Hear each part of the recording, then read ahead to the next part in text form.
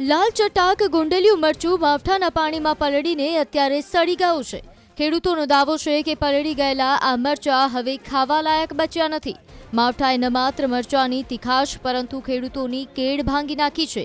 ગોંડલના ત્રાકુડા, ડૈયા, અનીડા, કોલીથડ, વેજા ગામ, હડમતાણા, વેકરી, ચરખડી, પડવલા સહિતના ગામમાં ગોંડલિયું મરચું સંપૂર્ણપણે બરબાદ થઈ ગયાનો દાવો છે।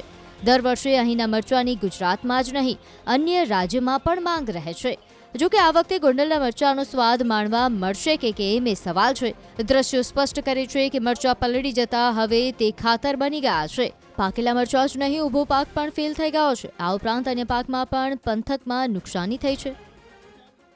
અમારે ત્રાકુડાની લગભગ 80% મરચી ફેલ જ છે અને એવી રીતે ફેલ છે કે આ 8 દિવસના વરસાદના અતિવૃષ્ટિના કારણે કોઈ જાતનું ઉત્પાદન મરચીમાં મળવાનું છે નહીં। અમે 6 મહિનાથી આને વાવેતર, આની મહેનત, આનું ખાતર, આનું મલ્ચિંગ આ બધા સતત ખર્ચા કરેલા છે, પણ છતાં પણ આ મલ્ચિંગમાં વરસાદના હિસાબે અમારી મરચી પૂરી ફેલ છે।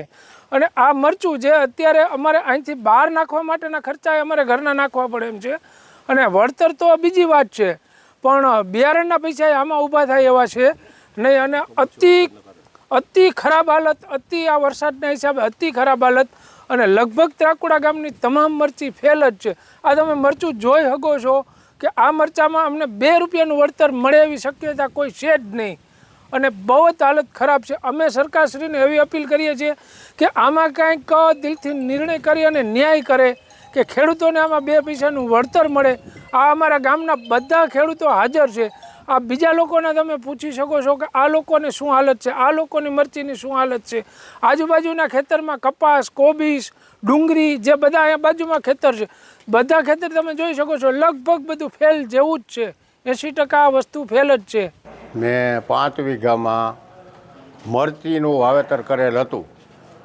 આ કમોસમી વરસાદના હિસાબે કોઈ 100% મરચી અત્યારે ફેલ છે। એ મરચી ઉપાડી નાખવાની છે, એમાં કાંઈ હવે થાય એમ નથી। અટાણ લગ્નમાં એમાં અંદાજે ઓછામાં ઓછો 70,000 થી 80,000નો ખર્ચો થયો છે। હવે એમાં ખર્ચો ઉપડે એમ નથી એટલે કોઈ 100% મરચી ઉપાડી નાખવાની છે।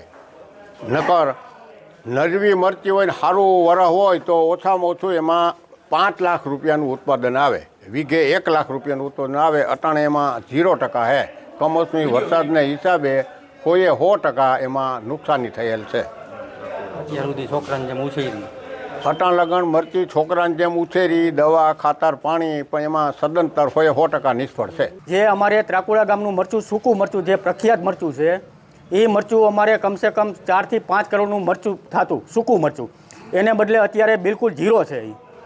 આટલો ખર્ચો કરતાં, ફર્ટિલાઇઝર, પેસ્ટિસાઇડનો ખર્ચો કરતાં પણ એ વળતર 0 છે અને પણ કોઈ આવક છે નહીં।